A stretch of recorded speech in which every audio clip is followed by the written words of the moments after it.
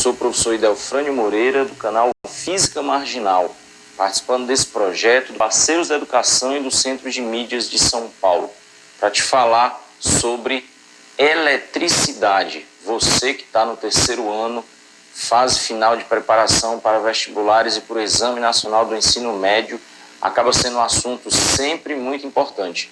Além, claro, como é tudo em física, mas a eletricidade em especial, e o assunto dessa aula mais ainda, é sempre importante e prático para a nossa vida cotidiana.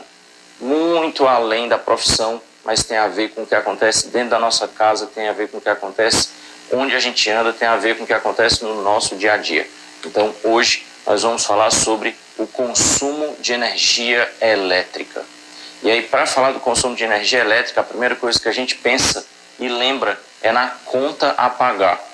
Todos nós temos uma conta mensal de energia elétrica a pagar. Então, o que é que a gente recebe em casa, o que é o significado dessa conta e o que é que isso tem a ver com física. Então, primeiro eu vou tentar adivinhar o que é a primeira coisa que você olha quando recebe a conta de energia elétrica em casa. Ou você, ou o responsável financeiro da casa, seu pai, sua mãe, enfim. Primeira coisa é qual o valor que a gente vai ter que pagar. Agora, repara, o valor que a gente vai ter que pagar tem a ver com o consumo.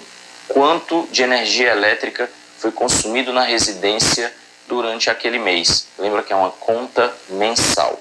E aí então, quando a gente vai falar do consumo, é o consumo de energia elétrica. E aí sempre vem especificado na conta o consumo de energia elétrica em kWh. K de quilo, W de watt, H de hora. Então é a unidade de medida da grandeza energia elétrica que se lê quilowatt-hora. E é extremamente importante você prestar atenção que não é watt por hora, mas é watt-hora. Por significa dividir, como a gente fala, metros por segundo, quilômetros por hora. Mas aqui não é o caso. Quilowatt-hora, porque revela um produto. Então, o consumo da energia elétrica medida em quilowatt-hora.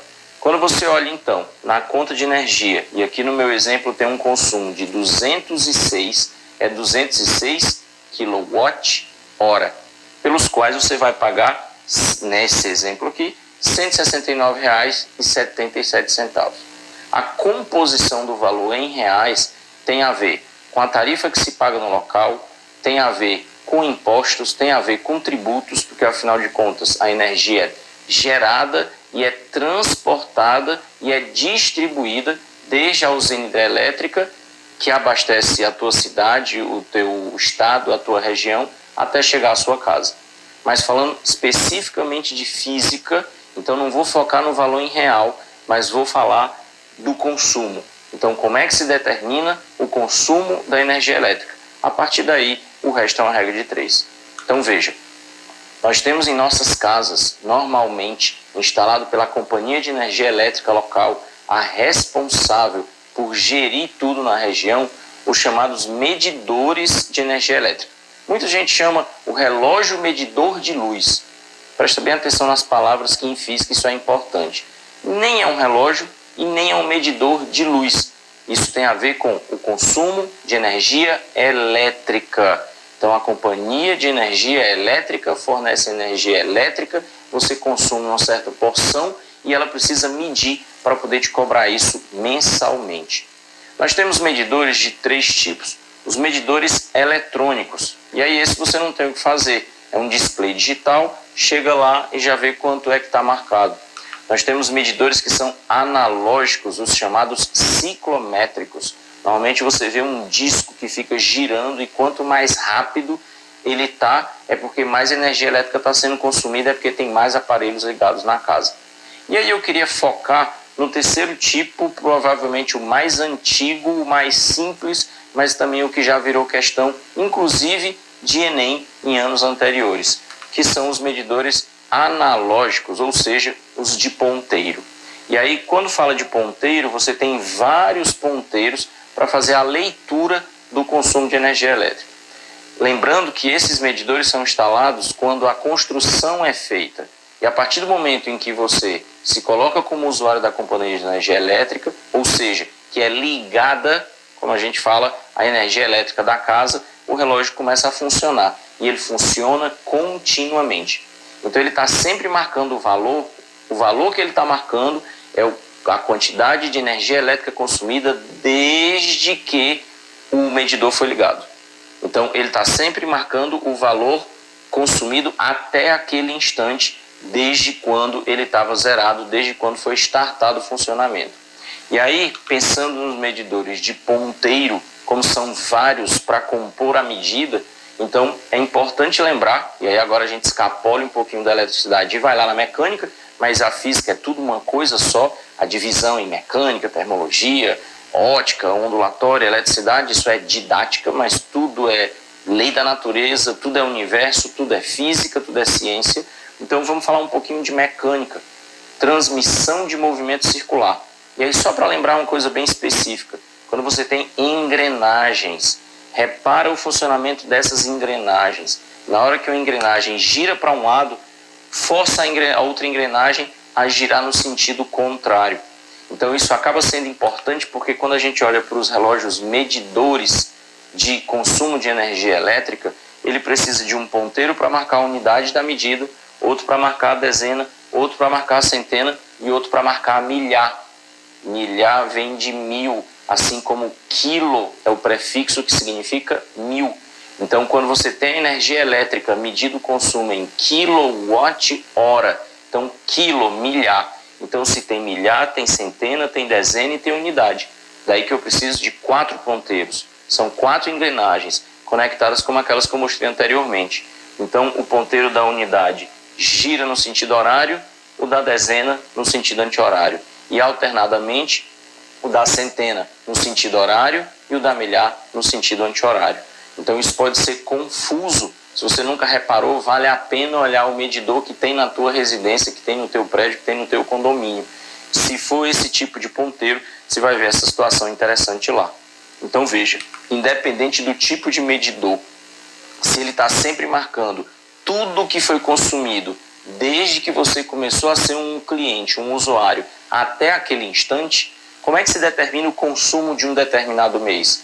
Você tem o quanto o medidor está marcando numa determinada data e precisa ter uma leitura anterior, 30 dias antes. É essa diferença entre o que está marcando hoje e o que está marcando 30 dias atrás que vai me dar o consumo mensal.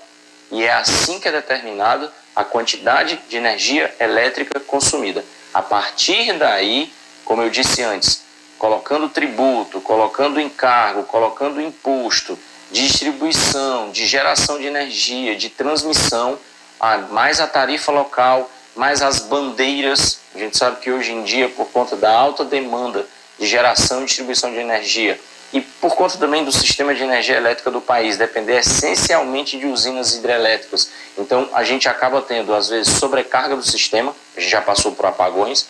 Então, quando se tem mais demanda, se paga mais caro pela energia elétrica. Isso, inclusive, é uma forma de dizer, consuma menos para pagar menos. Então, associando tudo isso, é que a companhia de energia elétrica acaba determinando o valor em reais que você vai pagar. Mas, como eu disse, o objetivo desta aula é ficar focado na forma como se determina a quantidade de quilowatt-hora que se gasta. Então, vamos colocar uma matemática nisso. Afinal de contas, a matemática é a linguagem da natureza, é a linguagem da física. Então, quando a gente olha para fatura mensal, para conta mensal de energia elétrica, nós temos a unidade de medida de energia elétrica. E aqui um detalhe importante. O E representa a grandeza física e energia elétrica. Então, esse símbolo ao redor, então quando você tem colchetes ao redor da letra, isso significa em análise dimensional a unidade de medida daquela grandeza. Então ali eu estou dizendo que a unidade de medida da grandeza energia elétrica é K de quilo, W de watt, H de hora. Então, quilowatt-hora.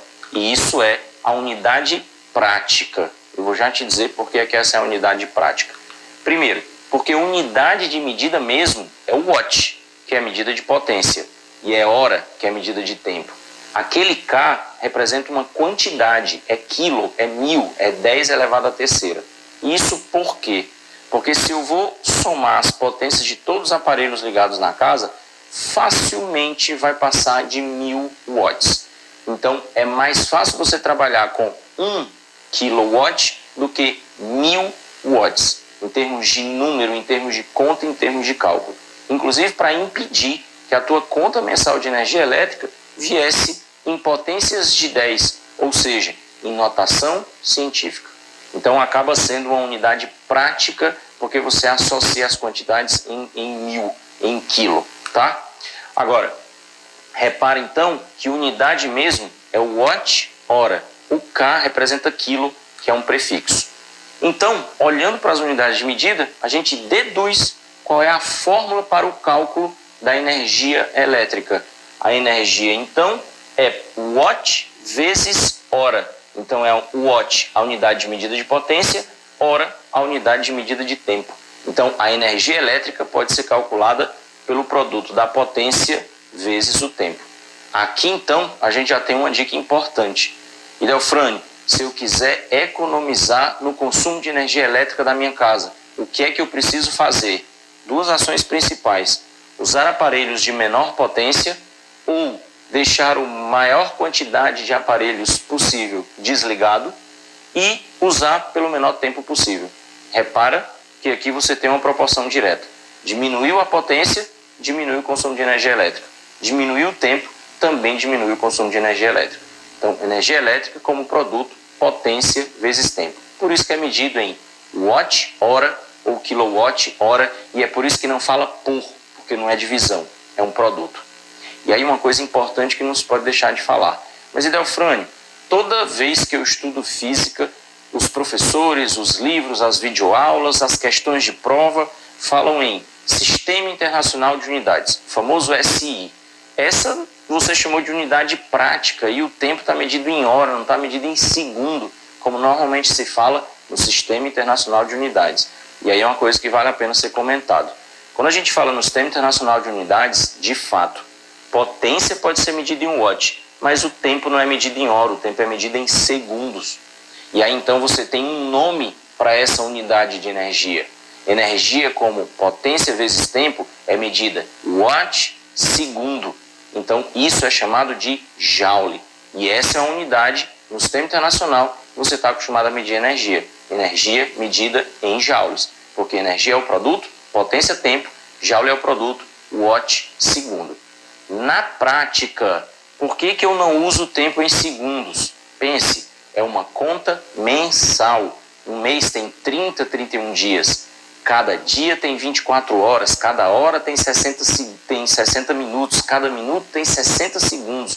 Um dia tem 86.400 segundos. Uma conta mensal teria que multiplicar isso por 30 ou por 31. De novo, não é prático. Você teria uma conta com números gigantes, escritos em notação científica, em potência de 10. Então, para tornar prático, não mede o tempo em unidades pequenas, mede o tempo em unidades grandes, hora. E também não mede pequenas quantidades de potência, mede em grandes conjuntos, em conjuntos de 1000, de kilowatts. Tudo bem? E é assim que se determina o consumo da energia elétrica mensal, que determina o valor que você paga todo mês. Agora, vamos entender em detalhes como é que a gente pode pensar o consumo de energia elétrica dentro de casa, com cada aparelho que é ligado no dia a dia, a parte prática que determina o consumo no final.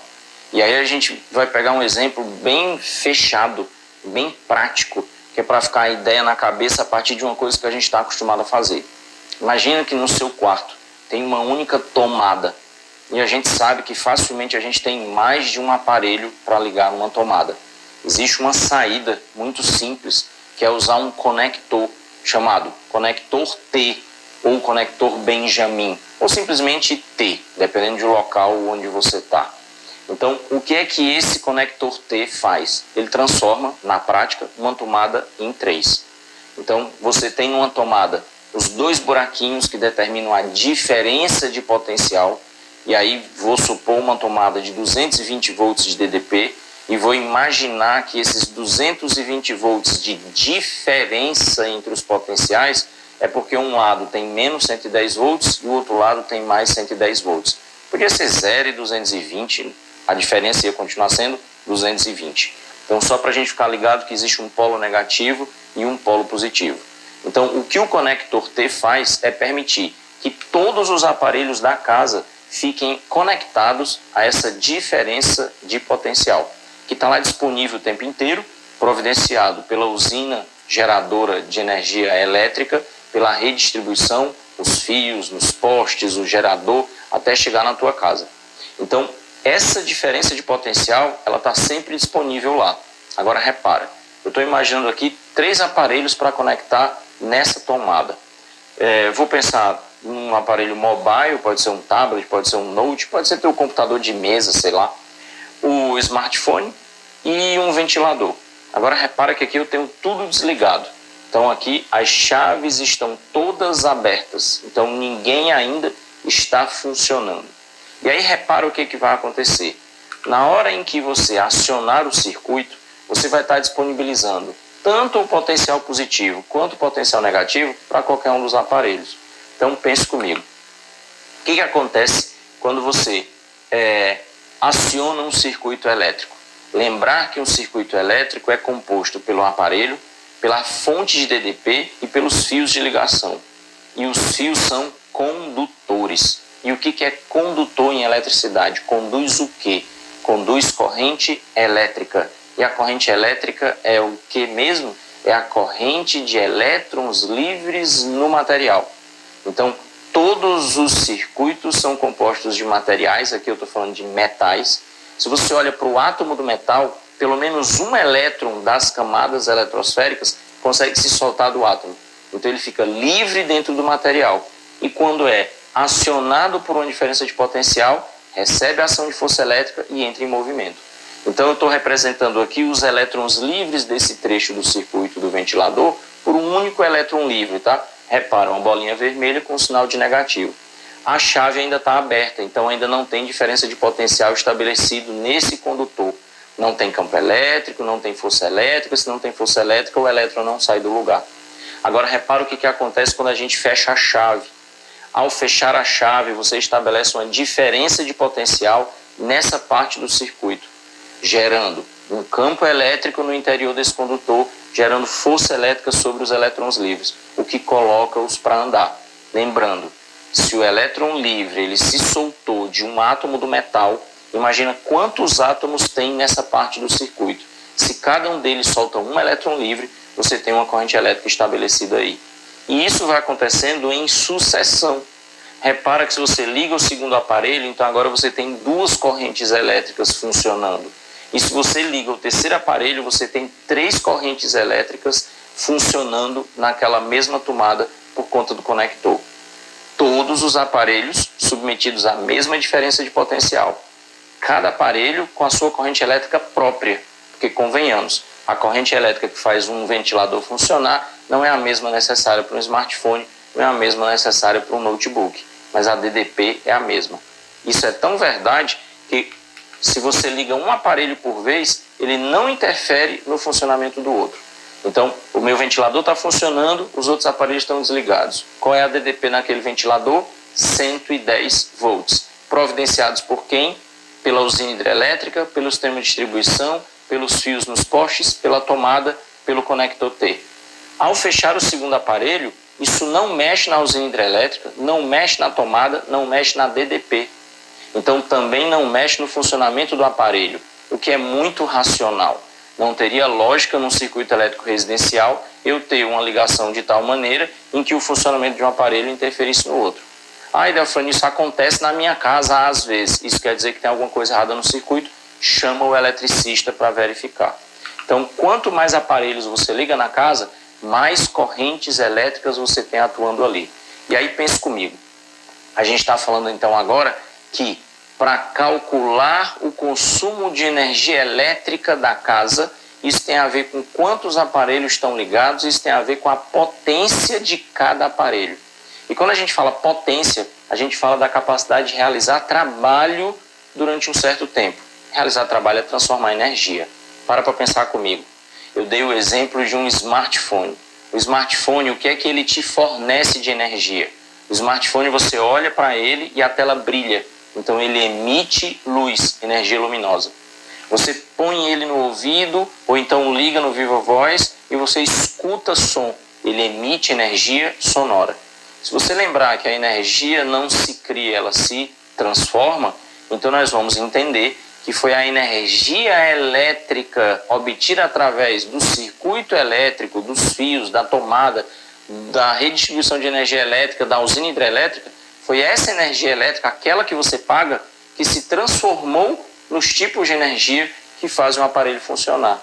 Então existe um gasto aí na transformação de energia. Toda vez que você tem transformação de energia, você tem trabalho. E obviamente o tempo está envolvido. O tempo vai interferir tanto na potência quanto vai interferir no consumo de energia elétrica.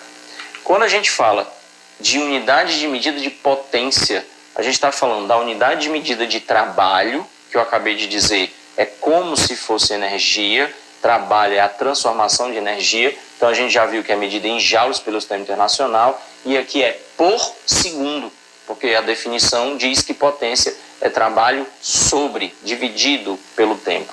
E aí isso é o que se chama de watt. Então, repara que o consumo da energia elétrica depende da potência dos aparelhos e a potência dos aparelhos depende do quanto de energia eles conseguem transformar de energia elétrica em um outro tipo. O ventilador, por exemplo. O ventilador não me fornece luz, não é para fornecer barulho, sempre tem, mas vamos descartar isso. O principal é que as hélices giram para colocar o ar em movimento, que é o vento. Ora, hélice girando é movimento, o movimento é energia cinética. Então tem sempre uma transformação de energia envolvida. E aí assim é que você determina a potência de um aparelho. No caso específico então, da potência elétrica dos aparelhos, isso tem a ver com a corrente elétrica para eles funcionarem. Pense comigo, para o aparelho funcionar, ele precisa ser percorrido por uma corrente elétrica. É necessário que os elétrons livres sejam postos em movimento, eles precisam ganhar energia. Toda vez que tem ganho, tem transformação de energia. Se tem transformação, tem trabalho. Se tem trabalho, tem potência. E aí, evidentemente, a potência, a DDP, também vai influenciar na potência. Uma coisa é você estar num local onde a DDP é de 220 volts, outra coisa é você estar num local onde a DDP é de 110 volts. Então, a potência do aparelho é determinada pela voltagem do local e determinado pela intensidade da corrente elétrica necessário para o aparelho funcionar. Isso são valores que cada aparelho tem o seu próprio. Então, toda vez que vai falar da potência, a potência está determinada pela DDP e pela corrente. E a potência vai acabar determinando o consumo de energia elétrica. Então, quando a gente olha para diversos aparelhos que a gente tem em casa, por exemplo, então imagina, aqui eu fiz fotografia de eletrodomésticos que eu tinha em casa. Então, sempre você vai encontrar no aparelho uma etiqueta. Entre outras informações, a etiqueta traz a potência. Então, imagina que você tenha um refrigerador pequeno, um tipo frigobar, e ele tem uma potência de 70 watts. Mas aí você tem um outro aparelho na casa, como uma fritadeira dessas tipo air fry, que é elétrica, e ele tem uma potência de 1.400 watts. Então, pensa comigo. Se tem mais potência, é porque realiza mais trabalho, é porque transforma mais energia. Então, um valor maior de potência, no final das contas, significa um valor maior de consumo de energia elétrica.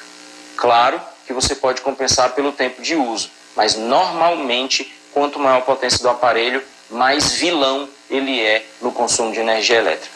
E aí, só para fechar o exemplo, imagina que você tivesse então um forno elétrico. E aí, nesse forno elétrico, eu achei uma potência de 2.000 watts. Então, diferentes aparelhos na casa, diferentes potências elétricas. Consequentemente, uns vão ser mais vilões no consumo do que outros. E aí, nesses, a gente só pode economizar no tempo. E o pouco que eles funcionam, estão sempre consumindo muito. E aí, vale a pena, nesse caso, a gente mencionar o chamado PROCEL, o Programa de Conservação da Energia Elétrica.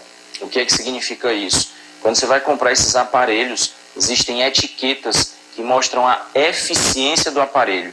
E o que é essa eficiência? Tem a ver com o quanto ele consegue transformar de energia elétrica que se recebe, aquela pela qual a gente paga, em energia útil do aparelho.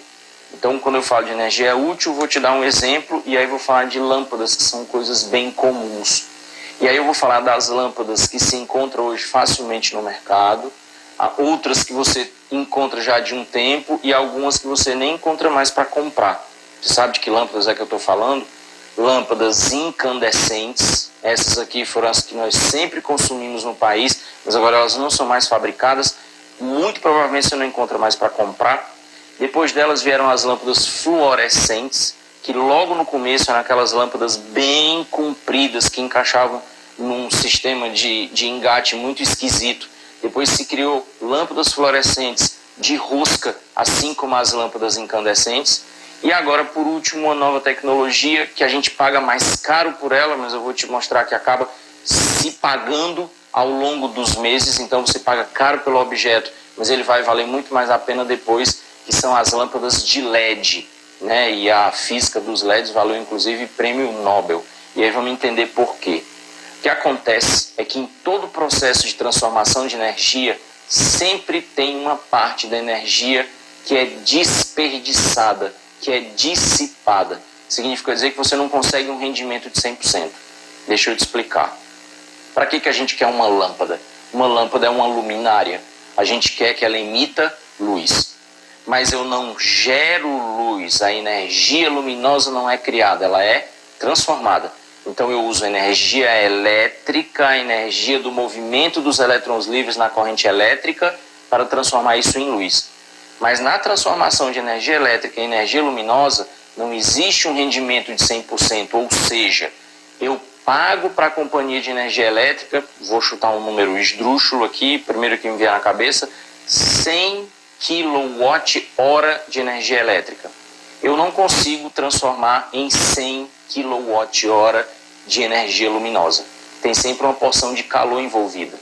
Todo aparelho elétrico esquenta. A lâmpada esquenta, se você colocar a mão atrás do refrigerador, ele esquenta. Se você deixar o seu celular carregando na tomada, com o tempo você vai pegar ele, está quente. Então, eu não quero um aquecedor. Então, toda porção de calor que é gerado, que surge como produto da transformação da energia elétrica no meu aparelho funcionando, aquilo é desperdício. E aí repara, por que as lâmpadas de LED se pagam muito, apesar de eu pagar caro pelo objeto na compra? Porque apenas 2% da energia elétrica que entra na lâmpada é transformada em calor, 98% é transformada em luz. Totalmente o contrário das lâmpadas incandescentes. Esses números são reais. 95% da energia elétrica que você pagava para fazer uma lâmpada dessa funcionar era literalmente torrado em calor. Incandescente. Era preciso esse filamento esquentar a mais de 1000 graus para ele começar a emitir luz. Então o próprio processo físico, ele era um processo físico de relação custo-benefício muito ruim. Então apenas 5% era transformado em luz. E agora você vai reparar uma coisa também. Quando você comprava lâmpada fluorescente, normalmente na lâmpada fluorescente vinha comparado com incandescente. Dizia que ela equivalia a 4 ou 5 lâmpadas incandescentes. Por quê? Porque o rendimento dela era de 20%. Ou seja, dos 100% de energia elétrica que ela recebia para funcionar, 20% era transformado em luz. É a energia útil. Os 80% eram dissipados. Repara, 20% comparado com 80% é pouco, convenhamos. Mas 20% comparado com 5% é 4 vezes melhor. Então é daí onde a gente diz que a gente tem melhores rendimentos. Então rendimento significa obter o que eu quero de útil a partir do total que eu recebo. Então você tem 98% de luz, energia útil, dos 100% de energia elétrica que entra numa lâmpada de LED. Então, quando você começa a usar a conta de energia elétrica por conta dessas lâmpadas vai tão lá para baixo que acaba compensando rapidamente o valor mais caro que você pagou quando compara o valor dos objetos, tá? Então isso acaba sendo uma coisa importante. E aí tudo isso influencia no consumo da energia elétrica da minha conta mensal. E aí, para finalizar, vai uma recomendação importante, já que eu falei de conectores T. O que foi que nós dissemos?